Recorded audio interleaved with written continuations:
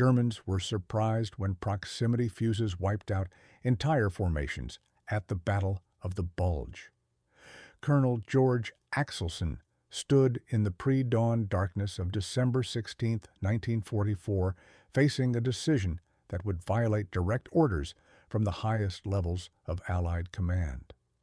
The commander of the 406th Artillery Group had just received desperate calls for help from the 38th Cavalry Squadron, dug in around Monschau, Germany. German forces were pouring through the Ardennes forest in what would become the largest battle ever fought by the United States Army. The lightly armed cavalry troopers were being overrun, and they needed artillery support immediately. Axelson had the weapon to save them.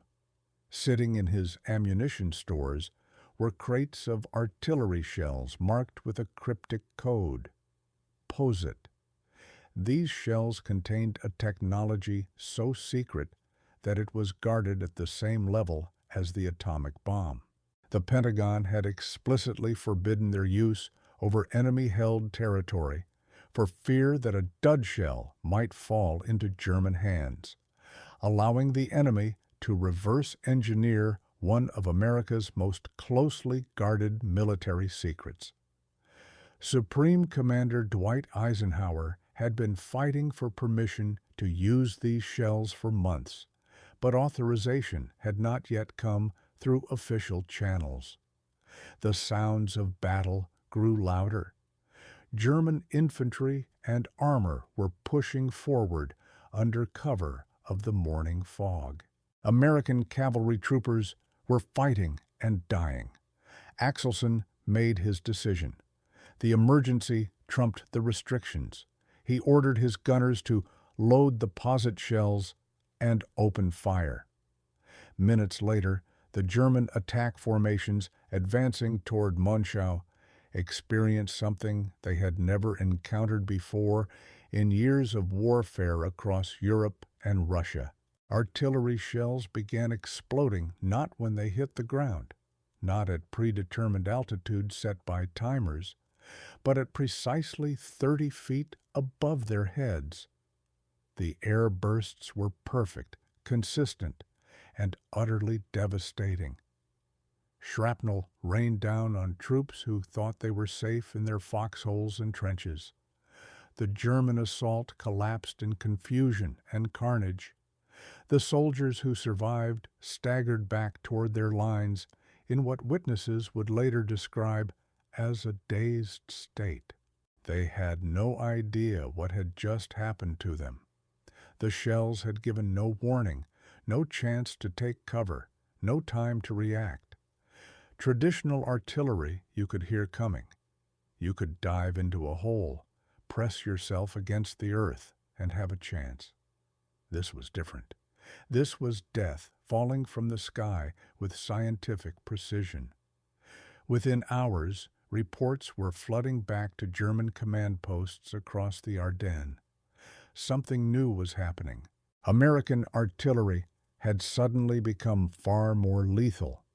Commanders who had fought on the Eastern Front against massed Soviet artillery, who had survived the bombardments of North Africa and Italy, who understood the calculus of casualties from conventional fire, were seeing casualty rates that made no sense. Entire formations were being decimated by what should have been survivable barrages. The Germans had just encountered the proximity fuse, a technology that would help turn the tide of the Battle of the Bulge and change the nature of artillery warfare forever. But the story of how this device came to be firing over the frozen fields of Belgium in December 1944 began years earlier in laboratories scattered across America, where scientists raced against time to solve a problem that many considered impossible, the problem that artillery could not solve. In the years leading up to World War II, military planners faced a fundamental problem that had plagued warfare since the invention of gunpowder. How do you make an explosive shell detonate at exactly the right moment and in exactly the right place to destroy a fast-moving target? For centuries, artillery had relied on two basic types of fuses. The contact fuse was the simplest. A shell with a contact fuse exploded only when it physically struck something solid. This worked well against buildings, ships, and ground targets, but it was almost useless against aircraft. A pilot only had to avoid being directly hit by the shell itself, which, given the speeds and altitudes of modern aircraft, was statistically unlikely in the extreme. The alternative was the timed fuse. An artillery officer would estimate how long it would take a shell to reach a certain altitude, set a mechanical timer on the fuse accordingly, and hope that an enemy aircraft would be nearby when the timer ran out and the shell exploded. This required complex calculations, accounting for the shell's trajectory, the wind, the temperature, the humidity, and the estimated position of a target that was moving at several hundred miles per hour. Even the best calculations were essentially educated guesses. During World War I, studies showed that it took an average of several thousand anti-aircraft shells to down a single airplane using timed fuses.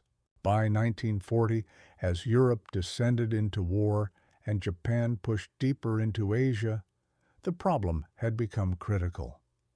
Aircraft had evolved dramatically since the First World War. They were faster, more maneuverable, and carried larger bombs. The vulnerability of surface ships to air attack had been demonstrated repeatedly. The British Royal Navy lost the aircraft carrier, courageous to a German U-boat in September 1939, but the real wake-up call came with the devastating effectiveness of German dive bombers and torpedo planes against surface vessels.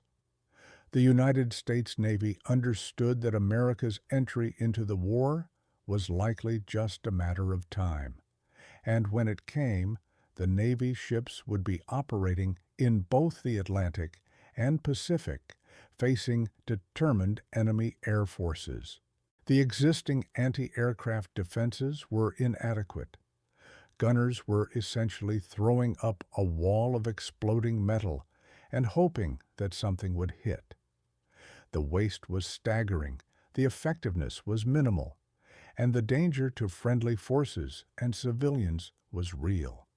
This danger became tragically apparent at Pearl Harbor. On December 7, 1941, when Japanese aircraft struck the American Pacific Fleet, anti-aircraft gunners aboard the ships and at shore batteries opened fire with everything they had. They fired thousands of shells into the sky using timed fuses set to explode at various altitudes. Many of those shells, either because the timers were set incorrectly or because they malfunctioned, did not explode in the air at all. They came back down and detonated when they hit the ground in Honolulu. 48 civilians were killed that day, not by Japanese bombs, but by American anti-aircraft shells that had failed to explode properly over the harbor. It was a grim reminder that the technology of the time was not just ineffective against the enemy, it was dangerous to the people it was supposed to protect. Military researchers had been thinking about proximity detection for years. The concept was beautifully simple. Instead of guessing when and where to explode, why not give the shell some way to detect when it was near a target and trigger the explosion automatically? Various approaches had been considered. Optical systems that used a beam of light, sometimes infrared, and triggered when the reflection reached a certain threshold. Acoustic systems that listened for the sound of an aircraft engine. Capacitive or inductive methods similar to a metal detector that could sense the presence of a large metal object nearby. All of these approaches suffered from the same fundamental problems. First, the electronics of the late 1930s were large, fragile, and complex. Radio receivers and transmitters filled entire rooms. Vacuum tubes, the essential components of any electronic circuit before the invention of the transistor, were delicate glass devices that could barely survive being shipped across the country, much less being fired out of a gun. Second, an artillery shell had to be small enough to fit inside a gun barrel, cheap enough to be manufactured by the millions, and rugged enough to survive being handled by sailors and soldiers under combat conditions. The forces involved in firing an artillery shell were almost unimaginable. A 5-inch naval gun accelerated a shell from 0 to roughly 2,800 feet per second in a fraction of a second, creating an acceleration force of 20,000 times the force of gravity. At the same time, the rifling grooves inside the gun barrel grabbed the shell and spun it at up to 30,000 revolutions per minute to stabilize its flight. Imagine taking a delicate glass radio tube about the size and fragility of a small light bulb and subjecting it to forces equivalent to having a 140-pound person standing on it with all their weight concentrated on a stiletto heel. Then spin it so fast that the centrifugal forces would tear apart most materials. Then expect it to work perfectly as a miniature radio station, transmitting and receiving signals while hurtling through the air at nearly 3 times the speed of sound. This was the challenge facing anyone who wanted to build a proximity fuse. By 1940, as German bombs fell on London and the Japanese military machine swept across Asia, most engineers believed it could not be done. The technology simply did not exist, but most engineers had not met Merle Tuve. A physicist goes to war. Merle Antony Tuve was born in 1901 in Canton, South Dakota, the son of Norwegian immigrants. He grew up in a household that valued education and hard work, showed exceptional aptitude in mathematics and physics, and earned his doctorate at Johns Hopkins University under the guidance of some of the most brilliant minds in American science. By 1940, Tuve was the head of the Department of Terrestrial Magnetism at the Carnegie Institution of Washington, conducting fundamental research into the nature of the Earth's magnetic field and the upper atmosphere. Tuve was known among his colleagues as brilliant, driven, and temperamental. He had little patience for bureaucracy, no tolerance for excuses, and an ability to cut through complex problems to identify the essential challenges. When war broke out in Europe, he understood immediately that American scientists would need to contribute to the defense effort. What he did not know was that he was about to lead one of the most important weapons development programs of the entire war. In June 1940, President Franklin Roosevelt created the National Defense Research Committee, or NDRC, under the leadership of Vannevar Bush. Bush was a former MIT professor, an engineer and inventor, and a master of scientific organization. He understood that modern warfare would be won or lost based on technological superiority, and he was determined to harness the full scientific capacity of the United States for the war effort. Bush divided the NDRC into sections, each focused on a particular area of weapons research. Section T created in August 1940, was dedicated to the development of proximity fuses. The designation Section T was deliberately vague. The work was classified at the highest level.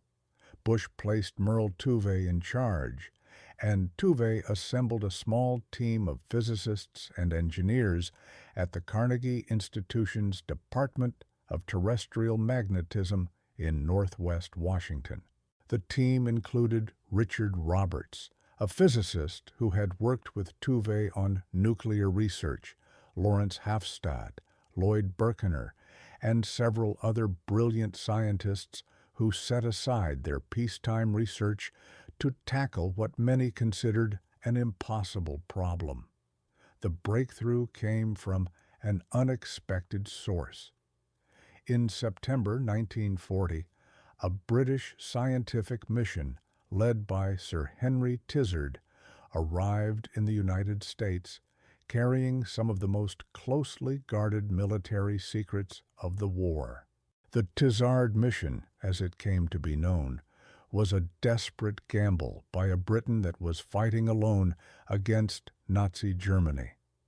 The British brought with them plans and prototypes for cavity magnetrons, which made modern radar possible, designs for jet engines, details of early computer systems, and crucially for Section T, a circuit designed for a proximity fuse based on a radio oscillator. The British had been working on proximity fuses since before the war, but they had focused on what they called unrotated projectiles, rockets, and bombs that did not have to survive the extreme accelerations and spin rates of artillery shells. Their circuit design was ingenious. It used a single vacuum tube as both a radio transmitter and a receiver, a setup that would emit a continuous radio frequency signal and detect the reflections coming back from nearby objects. When the reflected signal reached a certain strength, indicating that the shell was very close to a target, the circuit would trigger an explosion. Tuve and his team looked at the British design and immediately grasped both its potential and the immense challenges involved in making it work in an artillery shell. The concept was sound, but everything would have to be miniaturized, ruggedized, and simplified. They would need vacuum tubes that could survive forces no vacuum tube had ever been designed to withstand. They would need batteries that could be stored for months and then deliver power instantly when needed. They would need circuits that were simple enough to be manufactured by the millions and reliable enough to work under combat conditions. Tuve attacked the problem with characteristic intensity. He assembled a team that eventually grew to more than 1,000 scientists, engineers, and support staff. He established a working environment that prioritized speed over perfection, results over elegance. On the walls of the laboratory, he posted a series of directives that captured his philosophy. I don't want any damn fool in this laboratory to save money. I only want him to save time. Shoot at an 80% job. We can't afford perfection. Don't try for an A.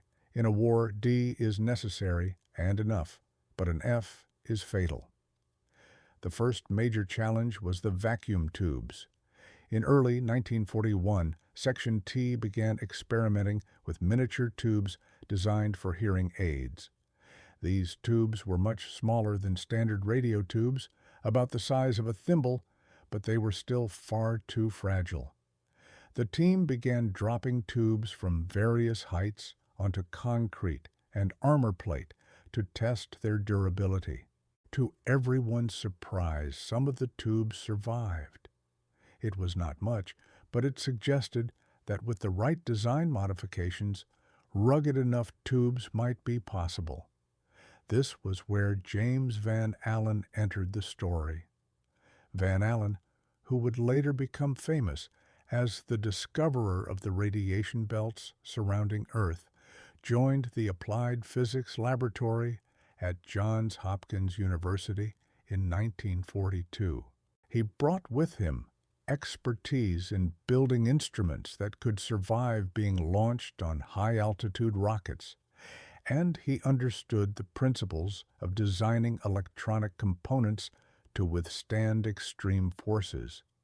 Working with manufacturers like Western Electric and Raytheon, Van Allen and his colleagues redesigned the miniature vacuum tubes from the ground up. The key innovations came from understanding exactly what failed and why. When a vacuum tube was subjected to 20,000 torbolas of acceleration, every component inside tried to tear itself apart. The filaments that heated up to emit electrons would snap. The grid structures that controlled electron flow would collapse. The glass envelope itself would shatter. Van Allen's team reinforced the filaments with thicker wire, redesigned the internal structures to distribute the forces more evenly, and developed new manufacturing techniques that created stronger glass envelopes. They tested each modification by mounting tubes in centrifuges and spinning them at forces equivalent to being fired from a gun. They dropped them from the third floor of the Pratt Library in Baltimore. They fired them in test guns and examined what broke and what survived. By mid-1941, they had tubes that could survive the acceleration. The next challenge was the battery. Traditional dry cell batteries were too large and had limited shelf life. The team developed a wet cell battery that used a clever activation mechanism. The battery consisted of a small glass tube filled with an electrolyte solution. When the shell was fired, the centrifugal force from the spin pushed the liquid outward until it contacted metal electrodes arranged around the tube. The chemical reaction between the electrolyte and the electrodes produced electrical current that powered the fuse. The beauty of this design was that the battery remained inert until the moment it was needed, giving the shells an indefinite shelf life. The circuit design went through countless iterations. Lloyd Berkner developed a key improvement that used separate transmitter and receiver circuits, making the system more reliable. The final design used a simple but elegant approach. One vacuum tube served as a radio oscillator, generating a continuous signal at radio frequencies. The projectile's body served as the antenna, broadcasting this signal in all directions. When the signal reflected off a nearby target and returned to the fuse, it created an interference pattern with the outgoing signal. This interference produced an audio frequency beat that could be detected, amplified by additional vacuum tubes, and used to trigger a therotron tube that acted like an electronic switch. When the signal reached the right strength, indicating the shell was within about 70 feet of a target, the therotron would fire, sending a charge to an electric detonator that set off the main explosive. The system also included several safety features. Setback switches ensured that the battery circuits only closed when the shell was actually fired, preventing accidental detonation. An electrical arming delay prevented the fuse from activating until the vacuum tubes had warmed up and the shell had traveled a safe distance from the gun. For anti-aircraft use, the fuse needed a way to distinguish between an aircraft target and the surface of the ocean, since shells fired from ships often traveled over water. The wave suppression feature, or WSF, reduced the sensitivity of the circuit to steady reflections, like those from ocean waves, while remaining responsive to the rapidly changing reflections from a moving aircraft. By August 1942, after 2 years of intensive development, Section T was ready for a real test. The cruiser USS Cleveland steamed into Chesapeake Bay with its 5-inch guns loaded with proximity-fused shells. Radio-controlled drone aircraft were launched to serve as targets. The Navy officers observing the test expected to see some improvement over conventional fuses, but nothing prepared them for what actually happened. The Cleveland opened fire. The first shells detonated near the drones with perfect precision, sending them tumbling into the bay in pieces. The test was supposed to run for 2 days, but it ended on the first day because they ran out of drones. The proximity fuses had destroyed all 3 targets with just 4 shells. The Navy observers were stunned. They had never seen anything like it. Anti-aircraft fire that actually worked, from laboratory breakthrough to mass production. Creating a proximity fuse that worked in a laboratory was one thing. Manufacturing millions of them under wartime conditions, maintaining absolute secrecy, and ensuring consistent quality was an entirely different challenge. The transition from prototype to production weapon would require one of the largest industrial mobilizations of the war, involving more than 100 factories, tens of thousands of workers, and $1 billion in 1940s money, equivalent to about $15 billion today. Tuve and his team understood from the beginning that the fuse would only matter if it could be produced in vast quantities. A single cruiser, firing all its anti-aircraft guns in combat, could go through hundreds of shells in minutes. The Pacific Fleet, when fully deployed, would need millions. The Applied Physics Laboratory, which had grown from Tuve's original Section T team, took on the role of designing the fuse for mass production while coordinating with industrial partners to solve the manufacturing challenges. The proximity fuse, when complete, contained about 130 miniaturized electronic parts packed into a space not much larger than a man's fist. Each component had to be manufactured to precise specifications, assembled by hand, and tested under conditions that simulated the extreme stresses of combat. The vacuum tubes alone presented an extraordinary manufacturing challenge. Each fuse required 5 miniature tubes, which meant that producing 1 million fuses required 5 million tubes. At peak production, American factories were turning out proximity fuses fast enough to require 2 million vacuum tubes every week. The primary manufacturer of these tubes was Sylvania Electric Products, but the company had to be essentially rebuilt to handle the task. The Sylvania plant in Ipswich, Massachusetts, became the single largest producer of proximity fuse components in the country, eventually manufacturing more than 5 million fuses. The work was done almost entirely by women. These were not trained engineers or experienced factory workers. They were housewives, young women fresh out of high school, anyone who could be trained to perform the delicate assembly work that the fuses required. The women worked in conditions of absolute secrecy. When they entered the factory, they were searched. When they left, they were searched again. They were forbidden from bringing purses into the building. They were not allowed to discuss their work with anyone, not even their husbands or families. Most of them had no idea what they were actually making. They knew only that it was important, that it was secret, and that the work required incredible precision.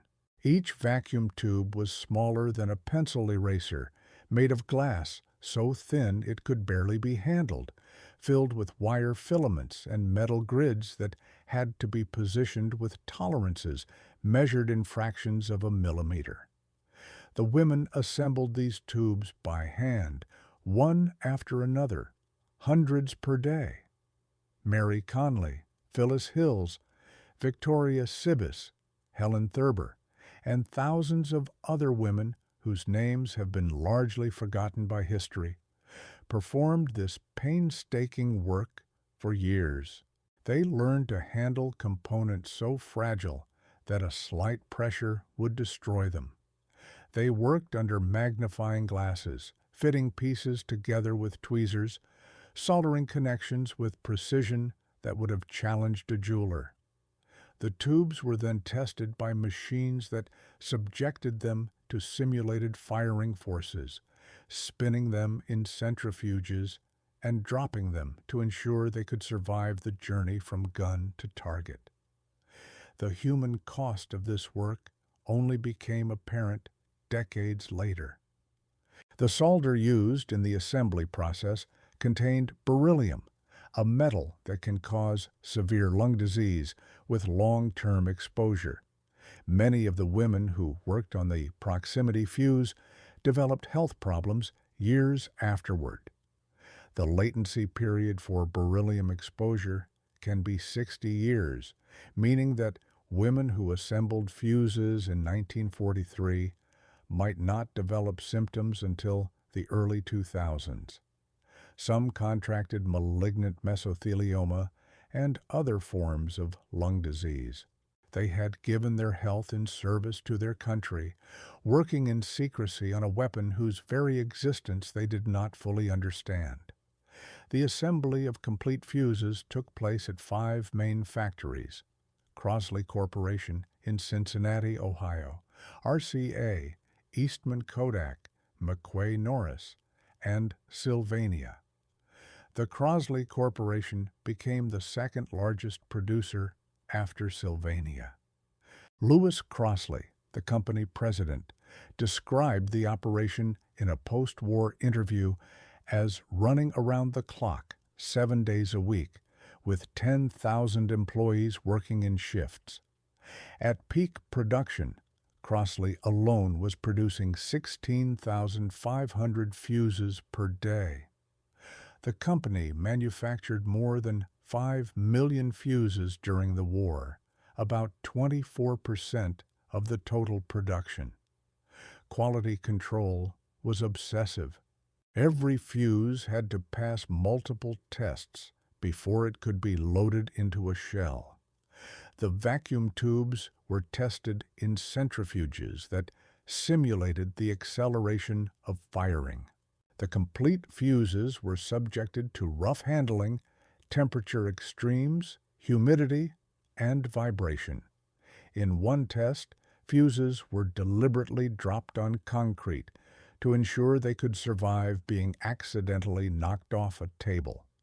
In another test that became somewhat infamous, some fuses were tested by firing them at the ground in cold weather, only to have them fail repeatedly until someone realized the ground had frozen solid, creating test conditions that were unrealistically harsh. The security surrounding the program rivaled that of the Manhattan Project. The fuses were given the code name VT for variable time, a designation deliberately chosen to be misleading. If anyone asked what VT meant, the official answer was that it was a new type of timed fuse with a variable timer setting. This was technically true, but revealed nothing about the actual mechanism. The code name POSIT was used by the Army for their supplies of proximity-fused shells. Workers in the factories knew they were making something important for the war effort, but the details were kept strictly compartmented. Even within the military, only those with specific clearances were told how the fuses actually worked. The fear of the secret falling into enemy hands was so great that for most of the war, proximity fuses were only used over water or in situations where recovery by the enemy was impossible. The Navy began using them in combat in early 1943, but strict procedures were followed to minimize the risk. If a fuse failed to detonate and fell into the ocean, it was considered safe because the salt water would quickly corrode and destroy the electronic components. Ships were ordered to track where their shells fell and to avoid firing proximity-fused ammunition over land where the enemy might recover intact examples. This restriction created enormous frustration among military commanders who understood the potential of the weapon. The fuses had proven their worth against Japanese aircraft in the Pacific. They had saved British cities from V-1 flying bombs, but the Army's artillery, fighting across Europe, was forbidden from using them for fear that a dud might fall behind German lines. General George Patton, never known for his patience with bureaucratic restrictions, repeatedly requested permission to use proximity fuses with his Third Army artillery. General Dwight Eisenhower, the supreme commander of Allied forces in Europe, argued strenuously that the tactical advantage outweighed the security risk. But the Pentagon remained unmoved. The secret was too valuable to risk. That calculus changed on December 16, 1944, when German tanks and infantry poured through the Ardennes forest in the largest German offensive of the war. December in the Ardennes, Hitler's last gamble. By late 1944, Nazi Germany was losing the war on all fronts. In the east, Soviet armies had liberated most of Eastern Europe and were approaching the German border. In the west, American, British, and Canadian forces had broken out of Normandy, liberated France, and entered Germany itself. German cities were being reduced to rubble by round-the-clock bombing. The Wehrmacht, once the most powerful military force in the world, was being ground down by the sheer weight of Allied material superiority. Adolf Hitler, however, was not a man inclined to accept defeat. In the autumn of 1944, he conceived a desperate plan for a counter-offensive that would split the Allied armies, capture the vital port of Antwerp, and force the Western Allies to negotiate a separate peace. This would allow Germany to concentrate all its remaining strength against the Soviet Union. Most of Hitler's generals thought the plan was madness. Germany no longer had the resources for a major offensive. The armies were exhausted, fuel was critically short, and the Luftwaffe had been bled white by years of attrition. But Hitler insisted, and in Nazi Germany, Hitler's word was law. The Germans assembled their forces in complete secrecy, massing more than 200,000 troops and nearly 1,000 tanks in the heavily forested Ardennes region of eastern Belgium and northern Luxembourg. They chose this area precisely because the Americans considered it an unlikely place for an attack. The Ardennes was densely wooded with few good roads, and the terrain favored the defender. The American commanders had placed their most battered divisions there to rest and recuperate, and had stationed inexperienced replacement units in the area, considering it a quiet sector where green troops could gain experience without facing heavy combat. The Germans struck just before dawn on December 16, 1944. They had waited for a period of bad weather that would ground Allied aircraft, negating the Allies' overwhelming air superiority. In heavy fog and snow, German infantry infiltrated American positions while panzer divisions smashed through weak points in the line. American units were overrun, surrounded, and forced to retreat in confusion. Within hours, the Germans had penetrated miles behind American lines, creating a bulge in the Allied front that would give the battle its name. The American response was initially chaotic. Communications were disrupted, command and control broke down, and no one at higher headquarters had a clear picture of what was happening. But as the first day progressed, American units began to fight back with a determination that surprised the Germans. At the town of St. Vith, American forces held out for days against overwhelming odds, buying crucial time for reinforcements to arrive.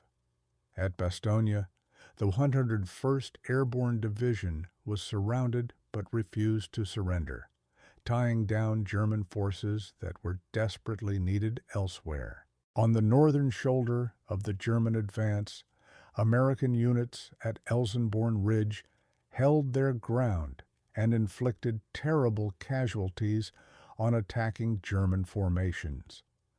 What the Germans did not know, what they could not have known, was that the American artillery was about to unleash a weapon that would turn their carefully planned offensive into a slaughter.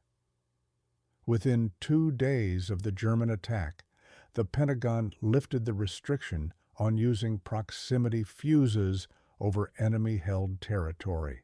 The decision came from the highest levels. Eisenhower had been demanding this for months, and now, with American forces fighting for their lives in the snow and fog of the Ardennes, the security concerns were overridden by tactical necessity. Orders went out to artillery units across the front. You are authorized to use posit ammunition. 200,000 proximity-fused shells had already been shipped to Europe and distributed to ammunition dumps behind the American lines. Artillery officers who had been briefed on the fuses but forbidden to use them now received permission to load them and fire.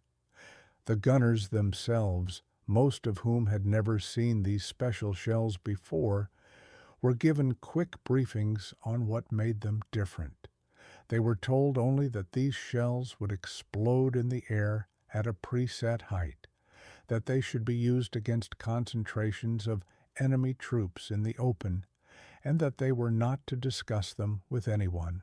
The first documented use of proximity fuses against ground forces came at Monschau, where Colonel Axelson made his fateful decision to ignore the official authorization delay and fire immediately to save the 38th Cavalry Squadron. But within days, proximity-fused shells were being fired by artillery batteries all along the Ardennes front. The effects were immediate and devastating. The Germans had learned to cope with conventional artillery fire. When shells with timed fuses were incoming, soldiers dove into foxholes, shell holes, trenches, or any depression in the ground. The explosions would throw shrapnel and blast effects outward and upward, but a man pressed flat against the bottom of a hole had a reasonable chance of survival. The Germans had also learned that in bad weather, when clouds and fog prevented aerial observation, the accuracy of American artillery decreased significantly, because forward observers could not see where the shells were landing. German commanders had factored this into their planning for the offensive. They believed that the winter weather would provide some protection from American artillery, allowing their troops to move more freely during the day. The proximity fuse changed everything. German soldiers advancing across open ground or regrouping in staging areas suddenly found themselves under a type of artillery fire they had never experienced before. The shells made no sound as they approached. High-velocity artillery always arrived faster than the sound of its firing. But with proximity fuses, the shells never hit the ground to produce the distinctive explosion that might give soldiers a split-second warning to take cover. Instead, the shells detonated 30 to 50 feet in the air, directly above the troops below. The effect was catastrophic. Shrapnel from an airburst travels downward and outward in a cone-shaped pattern. Foxholes, trenches, and shell holes offered almost no protection.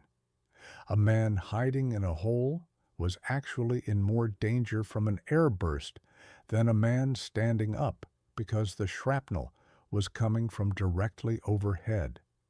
Even substantial fortifications provided limited safety. The high-velocity fragments penetrated wooden logs and pierced through the roofs of bunkers that would have been safe from ground-level explosions. German prisoners of war, when questioned about the artillery, described it in terms that revealed their confusion and fear. They did not understand what was happening.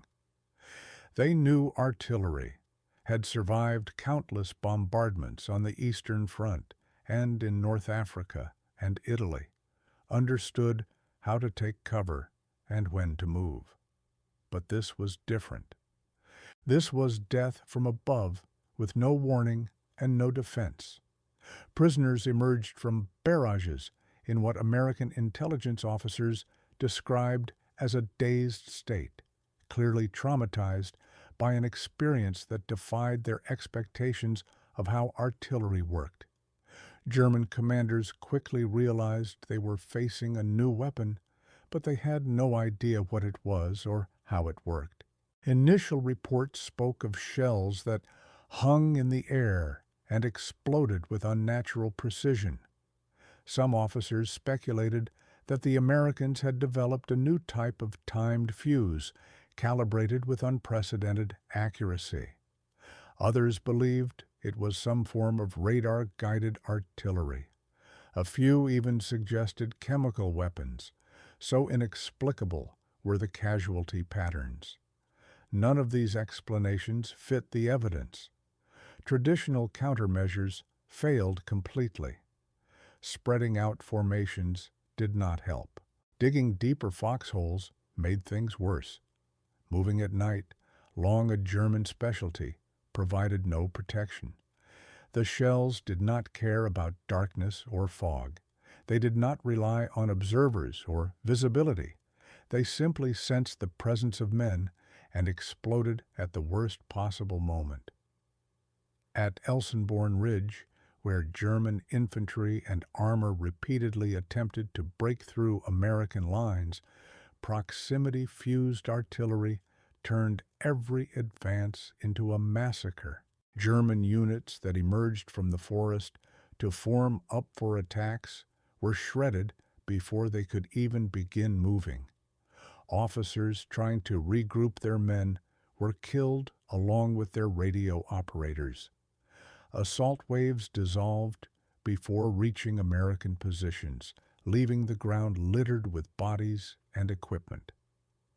At Bastogne, where German forces encircled the town and attempted to crush the defenders, American artillery, firing proximity-fused shells, broke up attacks before they could close. Even when weather-grounded Allied aircraft, artillery with VT fuses filled the role of air power, dominating the battlefield with impunity. German soldiers later described feeling as if the sky itself had turned hostile. Captured German after-action reports from the Ardennes make grim reading. One regimental commander wrote that his unit had been rendered combat ineffective in less than an hour by artillery fire of a new and unknown type. Another noted That morale collapsed rapidly once troops realized that no form of cover was effective. Veterans of the Eastern Front, men who had survived Stalingrad and Kursk, admitted they had never experienced anything comparable. The proximity fuse did not win the Battle of the Bulge by itself.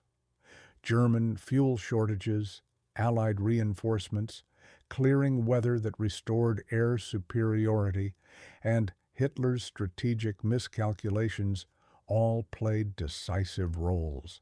But the fuse acted as a force multiplier of extraordinary power. It magnified American artillery's effectiveness to such a degree that German units lost the ability to mass, maneuver, or recover from setbacks. By January 1945, the German offensive had collapsed. What began as Hitler's last gamble ended as a catastrophic defeat. Tens of thousands of German soldiers were dead or captured. The Wehrmacht had expended irreplaceable reserves of men, tanks, and equipment for nothing. The Western Allies resumed their advance toward the Rhine, and Germany's fate was sealed. Only after the war did the full story of the proximity fuse emerge. German scientists examining captured Allied ammunition were astonished when they finally understood what they had faced. A miniature radio transmitter and receiver inside an artillery shell, a device that turned explosives into intelligent weapons decades before the term existed. In retrospect, the proximity fuse stands as one of the most important technological breakthroughs of the Second World War. It dramatically increased the effectiveness of anti-aircraft fire, protected Allied ships from air attack, neutralized V-1 flying bombs, and on the frozen battlefields of the Ardennes, shattered German ground forces at the moment of their last great offensive. It was not just a weapon. It was a demonstration of what happens when science, industry, and battlefield necessity converge. The Germans had prepared for tanks, for aircraft, for artillery as they understood it. They had not prepared for a shell that could think. At the Battle of the Bulge, that difference proved fatal.